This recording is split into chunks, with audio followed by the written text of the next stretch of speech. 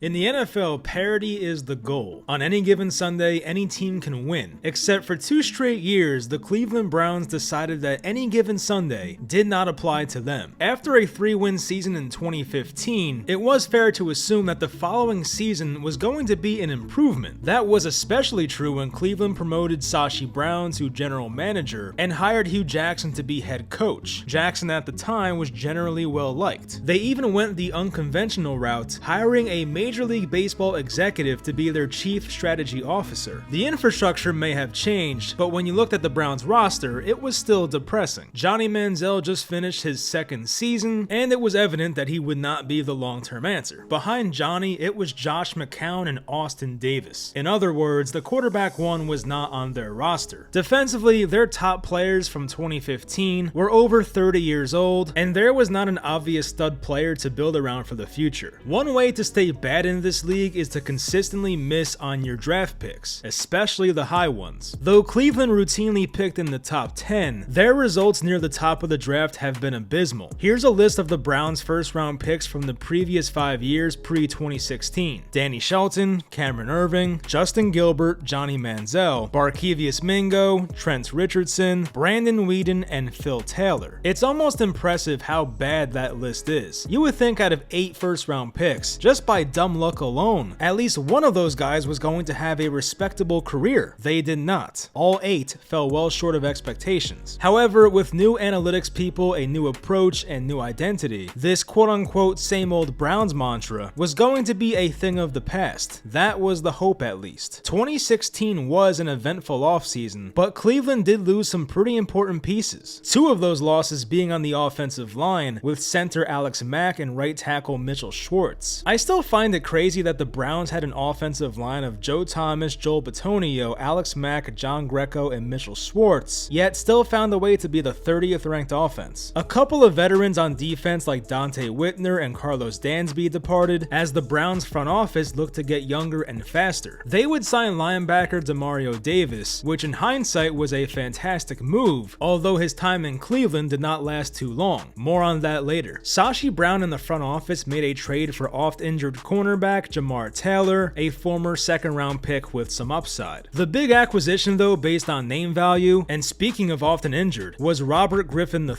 RG3, who was now 3 full seasons removed from his electric rookie season that was tragically cut short due to an ACL injury, was looking for a fresh start. With the lack of quarterback competition in Cleveland, along with a new head coach labeled as a quarterback whisperer, it made sense for RG3 to view this destination as attractive, despite their poor reputation, especially at his position. It was an affordable 2-year deal, and still at just 26 years old, it was worth a gamble for Cleveland as well. Even though Griffin was now signed, Cleveland did hold the 2nd overall pick in 2016's draft. With quarterback being a top priority, and 2 quarterbacks going 1st and 2nd overall, it gave this regime a chance to draft and develop their own guy. Carson Wentz did go 2nd overall. It just wasn't to the Cleveland Browns. Sashi Brown actually traded back twice in the 2016 draft. First with the Eagles, who of course took Wentz, and then the Tennessee Titans. Despite knowing in retrospect that this regime was a total disaster, it was actually a really good idea to parlay those picks to accumulate more picks for the future. For a roster so depleted with talent, this ultimately was the right decision. Through these 2 pick swaps alone, Cleveland picked up a 2016 3rd-round pick, 2016 4th-round pick, 2017 1st-round pick, 2018 2nd-round pick, 2016 3rd-round pick, and 2017 2nd-round pick. But with all those picks, you still need to draft the right players. The Browns may have missed out on guys like Wentz, Joey Bosa, Jalen Ramsey, DeForest Buckner, and others, but they still held the 15th overall pick and much more when it was all said and done. With that 15th overall pick, they selected Baylor wide receiver Corey Coleman, an extremely talented player coming off a 1,300-yard, 20-touchdown season as a junior. Thanks to multiple tradebacks, Cleveland drafted a staggering 14 players in the 2016 class alone. Out of those 14, only 1 would go on to receive an extension with the team. It was a 1-year deal to Rashard Higgins, a wide receiver who never eclipsed more than 600 yards in a single season throughout his career. That was their big hit. Safe to say Sashi Brown and their modernized front office heavily whiffed on their first go at it. But let's see how the rest of the roster performed in 2016. Robert Griffin couldn't even last 1 full game game before landing on injured reserve for majority of the season. He completed 12 of 26 passes, no touchdowns and 1 interception, before suffering a broken left collarbone late in garbage time. Next in line was Josh McCown, the 37-year-old journeyman. You'll never guess what happens next because this is actually crazy. McCown in his first start of 2016 also suffers a broken collarbone of his own, making him inactive for the next 5 games. So now we're 2 games in and the Browns are down to their 3rd string quarterback due to the exact same injury. Next in line was 3rd round rookie out of USC, Cody Kessler. He was probably thrown into the fire much sooner than the Browns ever wanted or imagined, but they really had no other choice. The good news was Kessler finished his first start unscathed and started 4 more games in a row. The bad news was Kessler went 0-5 in those games. He actually wasn't that bad from a statistical standpoint, only having 2 total turnovers, throwing 4 touchdowns, and completing 66% of his passes, and still had a respectable yards per attempt number. Kessler was ruled out for week 8 with a concussion, but there was some belief that the Browns may have found something here. And just as a sidebar, because this also has to be included, Sashi Brown in the front office, despite being 0-8, made a move at the deadline to acquire linebacker Jamie Collins for a 3rd round compensatory pick. The risk, however, was Collins was set to be a free agent in a few months, and although they could franchise tag him, the goal was to strike a long-term deal with the 27-year-old star. It's one of those funny situations where a guy goes to bed at 7-1 and then wakes up at 0-8, but that's why they call it a business, I guess. Plus, New England was never going to give him what he wanted, so this was a good thing for Collins financially. In terms of winning though, not so much. Despite being on a historically bad team for half of 2016, Collins would receive a Super Bowl ring a few months later, as this was the same season New England pulled off the 28-3 comeback. Back to the Browns and Cody Kessler. He'd return for week 9 with the team now 0-8, and his next 3 starts left much to be desired, as Cleveland fell to 0-11. Kessler's stats were once again not awful, but nothing impressive and probably mediocre at best. Week 11 would be Kessler's last start of the season, as he suffered a 2nd concussion in under a month. Just overall a brutal year for Browns quarterbacks when it came to injuries, and mostly brutal performances on the field as well. That was probably mean, sorry. It got so bad that Clipboard Jesus himself had to play some snaps. Josh McCown was brought back to start their final game before the bye, and he was welcomed back with a 7-sack performance and 2 lost fumbles versus the Giants. The quote-unquote new-look Browns still had not won a single game since the change at general manager and head coach, as they fell to 0-12 entering December. At this point, Browns fans were organizing a perfect season parade for their anticipated 0-16 record. It was a good cause looking to raise $10,000 for the Greater Cleveland Food Bank, but the Browns still needed to lose their final 4 games. Job not finished. By the time week 14 came around, the Browns had a 1-game lead for the worst record in the league. Their consolation prize waiting at the end in April was Texas A&M edge rusher Myles Garrett, who was viewed as a can't-miss prospect and a guy that can change an entire defense. In that snowy week 14 game, Cleveland hosted Cincinnati and brought back RG3, who was now cleared from his collarbone injury. His performance was shaky to say the least, although he did rush for a touchdown in the eventual 23-10 loss. The following week at Buffalo was no different, allowing another big rushing performance, this time to LaShawn McCoy, who tallied 153 yards and 2 touchdowns on the ground. Entering week 16, it seemed like the first win of the season was never going to happen. Phillip Rivers and the Chargers may have been 5-9 and traveling across the country, but nobody really anticipated the home team pulling off the upset. When Cody Parkey's field goal pushed the lead to 20-10 early in the 3rd quarter, a sense of belief swept through First Energy Stadium and had people thinking we might be witnessing a Christmas miracle. The Chargers faced a 4th and 2 on their own 40, down by 3 and 7 minutes remaining, but Mike McCoy elected to punt for God knows what reason. The cowardice move did pay off though, as Cody Kessler, who had just replaced an injured Robert Griffin, got sacked on 3rd down near his own end zone. A punt return to the Browns 33 gave San Diego instant good field position, putting them in field goal range before their offense even had to run a play. Jamar Taylor, the cornerback Sashi Brown traded for in the offseason, had a big pass breakup in the end zone, which led to a 32-yard field goal attempt by Josh Lambo. This should have been pretty routine, even in the cold weather, but the kick was blocked by Jamie Meter, which led the Browns to their first win in 377 days. points. It was their first win since week 14 of 2015. This once again took place in week 16 of 2016. To top this all off, Cleveland received another unexpected Christmas gift later that evening. By rallying to beat the Rams, the 49ers moved to 2 wins on the season, clearing a path for the Browns to secure the top pick in the 2017 draft. All they had to do was lose in the final week at Pittsburgh, or hope for another Niners win. The 10-5 Steelers really had nothing to play for, so they sat the Killer Bees, and they actually put Cleveland in a very awkward position. They could have ended 2016 on a 2-game win streak and maintained the positive vibes. In return though, they would be losing out on Myles Garrett. And if memory serves correct, there was supposedly a big talent drop off from the first overall pick to the second overall pick. You had prospects like Jamal Adams, Solomon Thomas, and even Mitchell Trubisky, but none were viewed as generational like Myles Garrett. The final week in Pittsburgh got very hairy at the end. The Browns had this game won. They possessed the ball at Pittsburgh's 5-yard line with 1 minute and 4 seconds remaining. You figured they were guaranteed to at least end this drive with a field goal at minimum. That was until running back Isaiah Crowell fumbled the ball, and it was recovered by the Steelers, forcing overtime and providing a massive sigh of relief for a fan base that was suddenly terrified of winning their way out of the first overall pick. In overtime, the Browns needed just 2 yards in 2 plays to win the game, but thanks to maybe the worst bubble screen you'll ever see, the Steelers were able to hold them to 3 points. This one play summed up their season so perfectly. Now all the Browns had to do was stop the Steelers' backups from scoring a touchdown, and Cleveland ends the season at 2-14 and throws away the first overall pick in a matter of 2 weeks. Thanks to Landry Jones and a gentleman by the name of Kobe Hamilton, the Browns were able to retain their spot at the top of the draft with a walk-off game-winning touchdown. Barring something unforeseen, Myles Garrett was going to be a Cleveland Brown in late April. They even had a pick 6 in this game by Brian Body Calhoun that got overturned because he fumbled the ball out of the end zone, costing the Browns 7 points. Just a masterful tank job. At the end of it all, the Browns not only finished 1-15, but here's where they ranked in some important categories around the league. 31st in offensive points, 30th in points allowed on defense, 28th in offensive passing yards, 31st in defensive yards allowed, 30th in defensive turnovers, the most passing touchdowns allowed, and the 31st ranked run defense. Another funny element to the Hue Jackson experience, he elected not to have an offensive coordinator in the first 2 years he was head coach. He had full autonomy to do whatever he wanted, and it resulted in the second worst offense in football. Hue Jackson did assure his fan base that this would never happen again, stating that if this team ever went 1-15 or worse, he would be seen swimming in a river somewhere, and that's a great tease for later, so stick around for that. Some changes were made, including the firing of defensive coordinator Ray Horton and hiring the mastermind of Bountygate with the Saints, Greg Williams. Another departure was Hue Jackson's assistant coach Pep Hamilton, who went to Michigan with Jim Harbaugh in that same offseason. On the bright side, they were able to sign Jamie Collins to a long-term deal, which was the main concern when they acquired him. 2017's free agency was an interesting one, and it started with a trade made between the Browns and the Texans. On March 9th, Cleveland sent a 4th-round pick to Houston in exchange for quarterback Brock Osweiler and 2 other picks, including a 2nd-round pick in 2018, a 2nd-round pick that eventually turned into Nick Chubb, so that was well worth it. This was strictly a salary dump kind of trade, which we more commonly see pulled off in the NBA, but the Browns had so much cap space, they were able to take on Osweiler's bloated contract after a failed stint in Houston. Some of the key names to leave the Browns that offseason were Jordan Poyer, which they would later regret, Gary Barnidge, Josh McCown, RG3, and Terrell Pryor. Pryor was one of the few bright spots in 2016, having just topped 1,000 receiving yards after just changing his position from quarterback to wide receiver. The additions they made were right guard Kevin Zeitler, who they stole from a division rival, center JC Treader because the Cam Irving experiment at center did not go as planned, wide receiver Kenny Britz, who they gave a 4-year deal with $17 million guaranteed, and another Rutgers guy in cornerback Jason McCourty, who signed a 2-year $6 million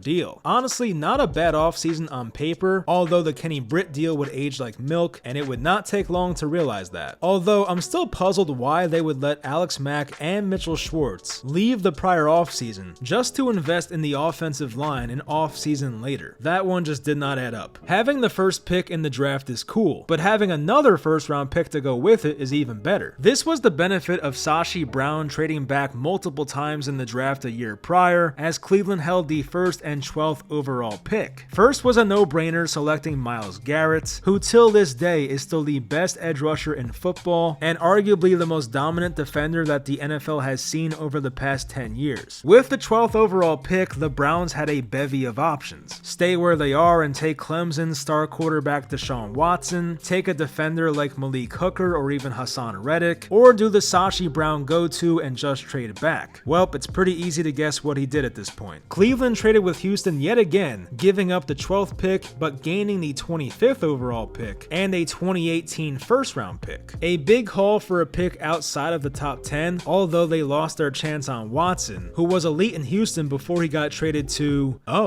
would you look at that? Surely that one's working out well for them. At the 25th overall pick, Cleveland took versatile safety Jabril Peppers out of Michigan. And just when you thought they were done drafting in night 1, they traded back into round 1 to take tight end David Njoku, another physical freak. With the 52nd overall pick in round 2, and Cleveland still desperately needing a future at quarterback, they took a shot on Notre Dame's DeShone Kizer. There were some rumors swirling around that Sashi Brown had his sights set on trading for Kirk Cousins or even Jimmy Garoppolo, but the Redskins nor Patriots would budge. Therefore, it was Kizer, who was very, very raw, but a toolsy prospect. So who better to coach him than Hue Jackson, the quarterback whisperer himself? Oh, and don't forget the offensive coordinator. I'm sure that guy will help too, if he existed. Cleveland would also leave that draft with defensive tackle Larry Ogunjobi and kicker Zane Gonzalez. I've seen worse drafts, and this one actually wasn't that bad. Another notable trade that apparently sparked tension between Hue Jackson and Sashi Brown was trading linebacker Demario Davis for safety Calvin Pryor. Pryor was a 2014 first-round pick of the draft, and although Demario Davis played well in 2016 and went on to have a very, very good career, Sashi Brown preferred the younger safety with more upside. And they just took Jabril Peppers, so this move was pretty puzzling. To make this transaction even more hilarious and embarrassing, Calvin Pryor did not even make it onto the Cleveland Browns Week 1 roster. Pryor was released on September 7th, just a little over 3 months since being acquired. Apparently, he had been involved in a fight with a teammate at practice, and he did not respect Hue Jackson enough to listen to his orders. And this wasn't Calvin Pryor's first run-in with a head coach, so they may have traded a future Hall of Fame linebacker in the middle of his prime for a bust of a safety with character issues. The Browns would head into 2017 with a 3-way open battle for the quarterback 1 spot between DeShone Kizer, Brock Osweiler, and Cody Kessler. It realistically came down to Kizer versus Osweiler once August came around, and although it was reported that the Browns veteran players preferred Osweiler, the ego of Hue Jackson rose above all. So he goes with Kizer, a 2-year collegiate starter with obvious flaws, but enough flashes in preseason to grasp at hope and convince Hue Jackson himself that this was in fact the right decision. Before the regular season could even begin, the Browns cut Brock Osweiler, a perplexing move not only given the lack of quarterback talent on the roster, but the lack of experience as well. Osweiler may not have been the most experienced guy, only being 27 years old and having 21 career starts under his belt, but this guy played in some big games for a Super Bowl winning team and was teammates with Peyton Manning. Cleveland was now stuck paying Osweiler $16 million guaranteed to not even be on the roster. But as we knew from the beginning, it was all about acquiring that 2nd round pick, which once again paid off. Their quarterback depth entering the season was DeShone Kizer, Cody Kessler, and Kevin Hogan. The three had an average age of 23 years old, and in total had 8 career starts. All 8 belonged to Cody Kessler, who started 8 games in 2016 and went winless in all of them. But possibly the most shocking move of them all was right before the season started in September, when Sashi Brown released star cornerback Joe Hayden. At 28 years old and missing 14 games in the past 2 years, Sashi Brown and the front office believed that Jamar Taylor and newly signed Jason McCourty could give them similar production for a fraction of the price. According to Jason La Conforta, the decision to cut Hayden renewed long simmering tensions between this front office and Hue Jackson's coaching staff, and was met with near unanimous disapproval in the locker room and with the football staff. So this move was not popular with anybody not named Sashi Brown, to say the least. With one of their best defenders now off the team, and their only quarterback with decent experience gone, and the Browns ranking as the youngest team in the NFL NFL entering 2017, it was easy to see where this was heading. The optics were disastrous. The Browns may have managed to save $4 million, but in return they alienated most of their fan base and lost the trust of the locker room, who watched their defensive leader Joe Hayden walk straight to the division rival Steelers. There was still football left to be played, an entire season actually, so let's get into that. It got off to a bang with the Browns allowing a blocked punt for a touchdown not even 3 minutes into the new season. Cleveland did cut this game to 3 points and actually could have made it real interesting had Antonio Brown not made this incredible catch, but the score would end right there with a 21-18 Steelers win. Joe Hayden got his revenge on the team that just released him barely a week ago, adding one of the 7 sacks that DeShone Kizer endured during his NFL debut. The next 5 weeks were nothing but losing. A couple games that looked closer than they actually were via garbage time touchdowns, or just getting the snot kicked out of them. Kizer's career got off to a rough start. In those 5 games, he threw for 3 touchdowns to 9 interceptions, rushed for 2 touchdowns, lost 2 fumbles, and was barely completing over half of his passes. Kevin Hogan was named the starter in Week 6 versus Houston, making it the one and only start of his career. It did not go too well, as Hogan was intercepted 3 times, and the Browns faced a 30-point deficit by the late third quarter. After giving him 1 game to reset and clear his head, Hue Jackson went back to DeShone Kizer in Week 7. However, Kizer would not even last a full game, as he was benched for Cody Kessler in the third quarter. So let me get this straight, you completely outright bench your rookie quarterback just 5 starts into his career, and then the following week you bench him halfway through the game for poor performance. I'm sure that's a great way to handle a kid's confidence. This was also the game where franchise legend Joe Thomas tore his triceps, putting an end to his historic consecutive snap streak and ultimately ending his career. This game did make it to overtime thanks to rookie Zane Gonzalez navigating the win to make a 54-yarder. The Cleveland offense went nowhere but backwards, and Ryan Suckup sent Tennessee home happy, winning this game, which was a field goal battle, by a score of 12-9. The extra week of rest did DeShone Kizer no good, but as Hue Jackson alluded to before the season began, this was going to be his guy regardless of the outcome. I am going to ride this with DeShone. The good, the bad, whatever comes. So he stuck with his guy yet again, giving Kizer the opportunity to start the final game before the Week 9 bye. The good news was Kizer played a clean game with no turnovers. The bad news was the Vikings outscored Cleveland 21-3 in the second half, dropping them to 0-8 on the season. With the bye week upon them and the trade deadline just a couple of days away, the Browns put in their bid to acquire some much needed quarterback help. They had been linked to Jimmy Garoppolo once again, but he was dealt to San Francisco for a 2nd-round pick. According to an article from Ben Axelrod, the Browns coaches were irate that their own front office weren't the ones making that same trade. After all, Cleveland did have 3 2nd-round picks in this upcoming draft, and they could have easily outbid San Francisco. It was something that made Hue Jackson irate, enough so that his own daughter went on Twitter taking shots at the front office, saying, quote, "Can't land a player if you're not on the phones." Now maybe, just maybe, Bill Belichick, who did not want to trade Jimmy Garoppolo in the first place, did not want to send him to Cleveland to watch his career die. Instead, he sent him to Kyle Shanahan in a stable organization, even if the draft compensation wasn't the same as the Browns could offer. So not only was the combination of Jackson and Sashi Brown 1-23 through their first 1.5 seasons together, but there was clearly a civil war going on in the Browns facility. To no surprise, Hue Jackson's daughter Bailey made her account private after that reply went viral. In response to the missed opportunity on Garoppolo, Sashi Brown in the front office made a panic pivot move to acquire Bengals backup quarterback AJ McCarron for 2nd and 3rd round picks. McCarron was a 27-year-old backup quarterback with 3 career starts in 2.5 years, and was not the same level prospect as Jimmy Garoppolo. However, he did have a connection to Hue Jackson, who coached McCarron as an offensive coordinator in Cincinnati. But being incompetent at their jobs actually may have benefited Cleveland here, because according to Adam Schefter, the Browns were late getting in their paperwork for this trade, and the NFL denied the approval of this trade. So due to Cleveland not getting in their paperwork by 4 p.m. on trade deadline day, they were saved from sending 2 picks on day 2 to acquire a career backup quarterback. To see exactly how much they were saved, just 1 year later, Buffalo traded McCarron to the Raiders for a measly 5th round pick. This team tried to give up a 2nd and 3rd round pick. This trade could have been an all-timer in terms of bad trades, but luckily the Browns sucked at everything they did, including paperwork. On the bright side, the NFL finally reinstated star wide receiver Josh Gordon on November 1st. Gordon had been out of the NFL for almost 3 full years due to violating the league's substance abuse policies. At still just 26 years old, there was excitement about the eventual return of Gordon, who was due back in Week 13 for a game at the Chargers. At the worst, it was a good distraction from the embarrassing trade deadline performance by the Browns front office. In Week 10, the Browns remained competitive through 3 quarters in Detroit, but they couldn't tame the Lions' 4th quarter offense as they fell to 0-9. DeShone Kizer also had a massive clock management mistake heading into halftime, so that did not help the cause. The following week was against a ferocious Jacksonville defense, and that went about as you would expect it to go. Kizer was sacked 5 times and threw 2 interceptions and lost 2 fumbles. At this point, it was clear as day that Kizer was not going to be the long-term answer. But given the other options on the roster, which we knew before the season were not any good, the Browns pretty much had no other options here. Being 0-10 and DeShone Kizer actively being a big reason why they were losing, it was in their best interest to keep playing him and falling into the 1st overall pick in back-to-back years. Unlike last year, this 2018 quarterback class had multiple high-end options at the top of the class, so the Browns were hoping to finally find a long-term solution at the position that's hampered them for decades. USC's Sam Darnold, Oklahoma's Baker Mayfield, Wyoming's Josh Allen, and possibly others were expected to be top 5 picks in this upcoming draft. Week 12's loss at Cincinnati was a pretty historic one because it was the first time since 1976 that a team started 0-11 in consecutive seasons. Another added lowlight was a drop touchdown pass from Coleman, the former 1st-round pick by this regime, who at this point in his young career had dealt with drops and durability issues. But luckily, this was the week where the long-anticipated return of Josh Gordon finally took place. Week 13 at the LA Chargers, where Gordon caught 4 of his 11 targets for 85 yards. He did not look like a guy who had been out of the NFL for over 1,000 days, and it offered some excitement to a fan base that desperately needed it. Now, despite Hue Jackson being 1-27 in his first 28 games, Browns owner Jimmy Haslam was still adamant about retaining his head coach for the 2018 season. Once again, this was the worst start by a head coach in his first 28 games in the history of the league, a league that had been around since 1920 and saw over 500 coaches. The Browns had the worst one of all time, and they were still willing to bring him back. In that same week after the Chargers loss, the Browns fired general manager Sashi Brown. Brown was also largely responsible for the 1-27 tenure, but the organization sided with Hue Jackson instead of just terminating both. After the divorce, more information came out about the turmoil between Sashi and Hue, and according to Mary Kay Cabot, Hue Jackson and Sashi Brown were not on speaking terms for over a month leading up to his firing. Hue Jackson made it aware that he wants to be more in the loop with the next general manager, possibly taking a shot at Sashi Brown for the lack of communication. Jackson also stated that there were too many leaks coming out of the Browns building over the past 2 years and that needed to go away. At the time, there was major criticism aimed at Sashi Brown for passing on quarterbacks Carson Wentz and Deshaun Watson, both of whom looked like they were going to be star quarterbacks for a long time. Due to all of his tradebacks and selling off veterans, the vision that Sashi Brown had for this organization was going to take at least 3 to 5 years to marinate. Hue Jackson was a guy known for panicking and wanting quick fixes, while Brown was super laid back and had the patience to see his plan come to life, even if it took a few years. And truthfully, maybe Sashi Brown was never actually qualified for this position. Cleveland as an organization wanted to get younger and analytically driven, but Sashi never had a scouting background. Before being Cleveland's de facto general manager, Sashi was a lawyer who primarily handled salary caps and contracts, but when arguably the most critical part of the job is scouting players, something that he had never done at a high level, it became evident that this role was simply just too much for him. Leaving a war chest of picks and cap space behind, it was an attractive job for whoever the next GM would be, and in a matter of just hours, they would hire former Chiefs executive John Dorsey to be their next general manager. Walking into an 0-12 team who has just 1 win in almost 2 full years is never ideal, but having 2 first-round picks and 3 second-round picks in the 2018 draft was something to look forward to. And in Dorsey's first week with the organization, they actually had a 21-7 lead late in the third quarter against Brett Hundley and the Packers. And had rookie tight end David Njoku came up with this crucial third down, there's a good chance the Browns win their first game of the season right there. Unfortunately, it was knock free, and after further review, Cleveland had to punt to Green Bay, who tied the game with just 17 seconds remaining. In the Browns' overtime drive, DeShone Kizer made a boneheaded rookie mistake trying to make something out of nothing, leading him to throw a jackpot-style interception. The defense crumbled as well, allowing a third down screen to Davante Adams to go 25 yards to the house, dropping the Browns to 0-13 on the season. Just when you thought things were about to change, the Browns blow a game where they had a 96% chance of winning in John Dorsey's first week aboard. Get ready to learn disappointment, buddy. During this same week, Cleveland also released Kenny Britt. The wide receiver who had just signed a 4-year deal the prior offseason couldn't even finish one season as a Cleveland Brown. According to this article on Bleacher Report, Kenny Britt was a Sashi Brown guy, while Hue Jackson had a differing view. Considering Hue Jackson called out Britt in their first game together after week 1, I would say there's probably some truth to that. While he did play through injuries and dealt with really bad quarterback play, Britt only compiled 233 yards and 2 touchdowns in 9 games as a Cleveland Brown. At this point in time, the Browns were 3 games away from completing the 4th winless season by a team in NFL history, and the first since the 2008 Lions. Before getting into the last 3 games though, I wanted to mention this interesting fact that was tweeted by Adam Schefter around this time. It had now been 2 full years since the Browns won a game on Sunday, which is what I alluded to in the first sentence of this video. And as a disclaimer, the win against the Chargers the previous year came on a Saturday afternoon. So the last Sunday they had won was a game started by Johnny Manziel, who literally was not on the roster during the Hue Jackson era. In week 15, they would host Baltimore and looked lifeless offensively against a good Ravens defense. DeShone Kizer had negative passing yards in the first quarter, and the offense couldn't score a single point in the second half. After a now record 30 straight Sunday losses, the Browns had a chance to finally get over the hump. Chicago came in at 4-10 with a rookie quarterback and lame duck head coach, but it still was not enough to make this game competitive. In fairness to Cleveland, they did have a Myles Garrett pick 6 taken off the board due to an offsides call, so that could have changed the outcome of the game. But in the end, Cleveland could not find the end zone, while the Bears were too busy doing snow angels in their end zone. To get throttled by a team as bad as the Bears is pretty eye-opening. DeShone Kizer's catastrophic rookie season continued as he threw 2 interceptions while completing only half of his passes. For the second year in a row, the Browns' season finale took place at Pittsburgh. Last year, they were coming off of a win and sent the game to overtime, riding some momentum. This time, though, it was the opposite. They looked like a team that had given up. They had just lost by 3 possessions to one of the other worst teams in the league, and just like last year, Pittsburgh was resting some of their main starters, guys like Ben Roethlisberger and Le'Veon Bell. Landry Jones and Stephen Ridley got the Steelers out to a 21-7 lead midway through the second quarter. To the Browns' credit though, they fought back. Rashard Higgins cashed in on 2 touchdowns, tying the game at 21. The very next play after tying the game up, the special teams of the Browns allowed a 96-yard kickoff return by Juju Smith-Schuster back when he was electric, and they trailed by 7 in what felt like a blink of an eye. Despite that though, Cleveland found themselves in a position to win the game. Kizer and the offense took the field trailing by 4 points, needing to go 85 yards in 4.5 minutes. Josh Gordon's 33-yard catch and Duke Johnson's first down run put Cleveland in a realistic spot to win this game. Instead of being the 4th team in history to infamously go winless, all they needed to do was go 30 some odd yards to avoid going down in infamy. They had a 4th and 2 with just under 2 minutes to go on Pittsburgh's 27-yard line. The season came down to this. DeShone Kizer was able to avoid what looked like a sack and found a wide open Corey Coleman down the left sideline. Corey Coleman dropped the ball. As mentioned earlier, he had issues with drops, and this drop ultimately ended the Browns' season, cementing them in history for all the wrong reasons. And it was very fitting that their season ended like this. Coleman was a microcosm of everything wrong with the Browns organization. A high draft pick with poor player development, bad injury luck, and tons of inconsistency. And just a few months later, Coleman, who was the first-round pick of the Browns 2 years ago, was traded to Buffalo for a 7th-round pick. After a 1-31 stretch over 2 seasons, which once again was the worst in NFL history, Hue Jackson by some miracle was able to keep his job. To Jackson's credit, however, he was a man of his word and actually ended up swimming in Lake Erie on June 1st, 2018. This event was used as an opportunity to metaphorically cleanse the Browns organization, while also raising $30,000 to Jackson's charity, which focused on combating human trafficking. Another event was held as a crowd of an estimated 3,200 Browns fans had their parade for an imperfect season, and they were able to raise $17,000 for the Greater Cleveland Food Bank, a good cause for something that did not deserve one, so shout out to Cleveland fans for that. 2018 saw big changes. 2 top 5 picks, new quarterback at first overall, new running back, big signings, trades, and a core that had the Browns as a respectable organization from 2018 to 2023. It's almost impossible to replicate how bad things were during the Hue Jackson era, but I'd be lying if I said things were looking substantially better for the organization nearly a decade later. To sum up what happened to our main characters, Hue Jackson's return for a 3rd season only lasted 8 games. He was fired after a 2-5-1 start, handing the keys over to Greg Williams as the interim head coach the rest of the way. Jackson ended his Cleveland tenure going 3-36-1 and 11-44-1 overall if you include his time with the Raiders. Out of 219 coaches to coach at least 40 games, Jackson ranked 218th in terms of winning percentage. The only person he was ahead of was Burt Bell, who went 10-46-2 with the Eagles in the late 30s, early 40s, and couldn't be fired because he literally owned the team. Jackson spent the rest of 2018 as the assistant coach for the Bengals, mainly due to his relationship with head coach Marvin Lewis and quarterback Andy Dalton. And not even 2 months after his firing, Jackson was being taunted on the sidelines by the same rookie quarterback he had just been coaching up earlier that season. It was obvious that Baker Mayfield and Hue Jackson had an awkward relationship. The Browns hilariously went 5-3 the rest of 2018 after Hue Jackson was let go. In other words, it took the Browns 2.5 years to win 3 games under Hue Jackson, and in just 8 games as the interim head coach, Greg Williams got them to 5 wins. John Dorsey only lasted 2 full years as the Browns general manager, having marginal success but coming up well short of big expectations in 2019. Sashi Brown moved on to better things as he spent time with the Washington Wizards, and then went on to be president of the Baltimore Ravens organization since 2022. He's still there till this day. DeShone Kizer was traded to Green Bay in the 2018 offseason, but he never started another game in the NFL. He ended his Browns career with an 0-15 record, 22 interceptions, and 6 lost fumbles. His 28 turnovers are still the most ever by a rookie quarterback in a single season. Robert Griffin III started just 5 games as a Brown due to injuries, and only started 2 more games the rest of his career before his final season in 2020. Most of the players from this 1-31 era did not last too long either. The only guys who were on the roster 5 years later from the winless team was Myles Garrett, who's still there today, Joel Petonio, and David Njoku. Those 2 were on the team all the way up until 2025. I'm not sure we'll ever see a 1-31 stretch again in the NFL. There seems to be more randomness and a competitive balance that the league did not have at that time. I guess it's possible to intentionally lose that badly, but at the same time it's tough to execute, as you could see with Sashi Brown. At least we got to witness history, and for that, Cleveland, we thank you. I hope you guys enjoyed this video. If you did, of course, leave a like and subscribe, and I will talk to you guys next time.